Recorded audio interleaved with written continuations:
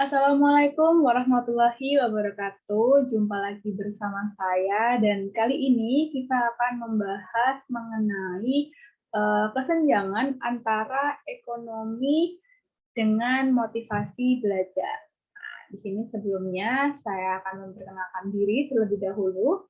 Nama saya Selvia Rahmawati dengan NIM 6211419098 dan di sini saya menjalankan tugas presentasi pada mata kuliah pedagogi olahraga sebagai tugas akhir untuk UAS.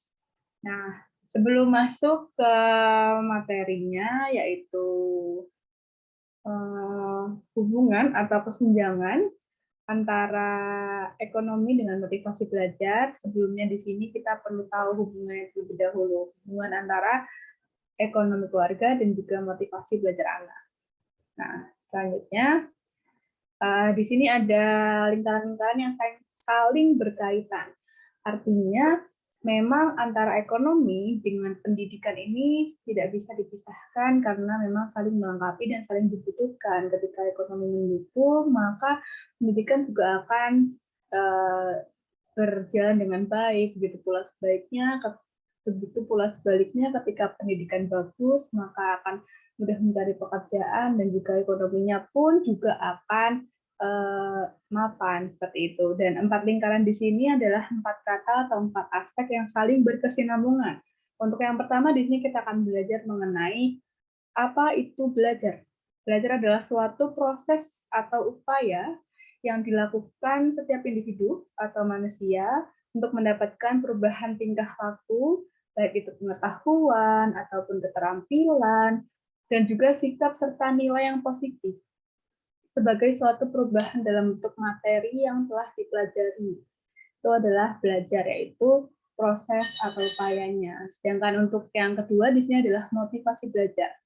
Motivasi belajar itu merupakan dorongan atau bentuk kemampuan untuk mau belajar seperti itu. Dan dari motivasi belajar ini memberikan semangat dalam peserta didik atau semangat dalam seseorang untuk merubah tingkah laku serta memperoleh prestasi yang lebih baik. Di sini selanjutnya ada keluarga. Keluarga di sini adalah pendidikan pertama yang ditemui oleh seseorang. Artinya keluargalah penentu ketika mereka lahir. Ketika kita lahir, maka pendidikan pertama yaitu keluarga. Dan di sini ada pendidikan keluarga. Pendidikan keluarga di sini sangat menentukan terhadap tumbuh kembang seorang anak, karena memang seharusnya orang tua itu memperlakukan anak dengan baik atau dengan permisif, yaitu memberi kebebasan. Sedangkan orang tua tidak diperkenankan untuk melakukan perlakuan otoriter atau bertindak kekerasan kepada anak. Selanjutnya, setelah kita masuk ke ekonomi dan pendidikan serta 4 aspek yang berhubungan, di sini lebih dalam lagi, lebih mendalam, kita masuk ke motivasi belajar. Motivasi belajar ada 2, dibagi menjadi 2, yaitu internal dan juga eksternal. Untuk motivasi belajar sendiri, secara internal itu artinya berasal dari diri sendiri. Sedangkan untuk motivasi eksternal itu berdatangan atau berasal dari lingkungan sekitar seperti orang tua, dukungan-dukungan keadaan keluarga dan lain sebagainya. Nah, untuk eksternal di sini kita bagi menjadi 2 lagi. Yang pertama ada keadaan sosial keluarga dan yang kedua ada keadaan ekonomi keluarga. Di sini 2 aspek sosial dan ekonomi sangat menentukan antara pendidikan dan juga memang tumbuh kembang seorang anak ketika sosial ekonominya mapan atau baik seperti itu. Selanjutnya kita akan membahas tentang faktor-faktor yang mempengaruhi motivasi belajar anak.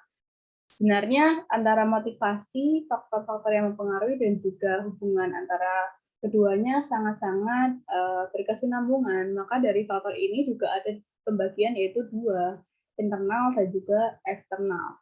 Untuk motivasi internal itu sendiri adalah motivasi yang memang berasal dari diri sendiri. Sedangkan untuk motivasi eksternal atau faktor-faktor eksternal itu dari luar. Untuk faktor internal, kita langsung masuk bahwa di sini dijelaskan faktor internal berasal dari dalam individu yang dibagi menjadi dua, yaitu faktor fisik yang meliputi kesehatan, jasmani, dan juga keadaan fungsi-fungsi fisiologis, dan juga faktor psikologis yang meliputi ada minat, ada kecerdasan, dan juga persepsi. Selanjutnya, yaitu faktor internal. Faktor internal dibagi menjadi dua tadi, yaitu faktor fisik dan psikologi. Perbedaannya sangat jelas. Faktor fisik yaitu penampilan anak atau meliputi gizi dan juga kesehatan secara fisik, dan juga faktor psikologi secara berhubungan dengan kerohanian anak atau mungkin secara mental dan lain sebagainya. Itu adalah faktor-faktor internal yang mempengaruhi motivasi belajar anak. Selanjutnya di sini ada faktor eksternal.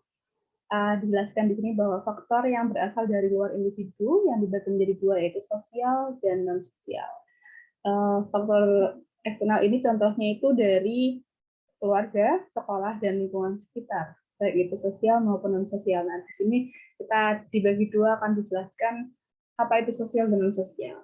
Untuk sosial itu sendiri yang berhubungan dengan orang lain, artinya faktor sosial merupakan pengaruh lingkungan sosial yang pada umumnya bersifat positif dan tidak memberikan paksaan yang meliputi keluarga ataupun teman dekat. Dan faktor sosial ini sangat-sangat berpengaruh besar terhadap motivasi belajar anak, tumbuh kembang anak. Ketika teman atau pergaulannya mendukung ke arah yang baik, maka motivasi belajarnya pun juga akan meningkat dengan drastis. Tapi begitu juga sebaliknya, ketika justru faktor sosial ini berdampak buruk, maka akan menghambat motivasi belajar anak. Dan faktor-faktor selanjutnya yaitu faktor non-sosial. Faktor non-sosial adalah faktor yang berasal dari luar, namun tidak berhubungan dengan orang lain. Artinya, faktor-faktor ini berasal dari anak itu sendiri. Contohnya ketika keadaan rumah yang memang nyaman, membuat anak bisa belajar dengan tenang, maka faktor non-sosial ini membuat motivasi anak ketika belajar dan bertanggung jawab atas pendidikannya akan menjadi lebih baik, seperti itu. Jadi, di sini dapat disimpulkan bahwa motivasi terdiri dari motivasi internal dan juga eksternal.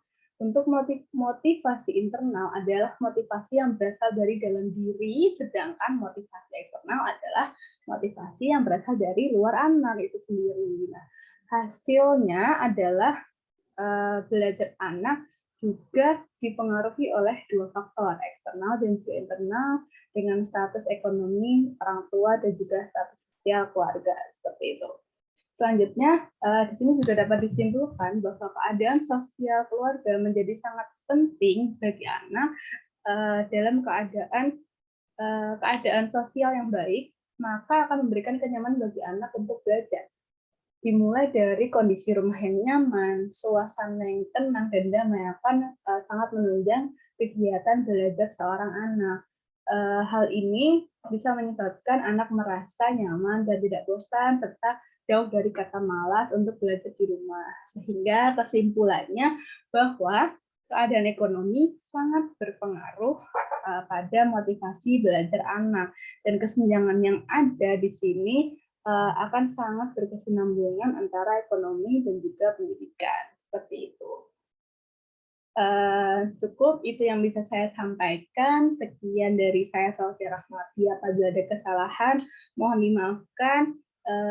Wassalamualaikum warahmatullahi wabarakatuh.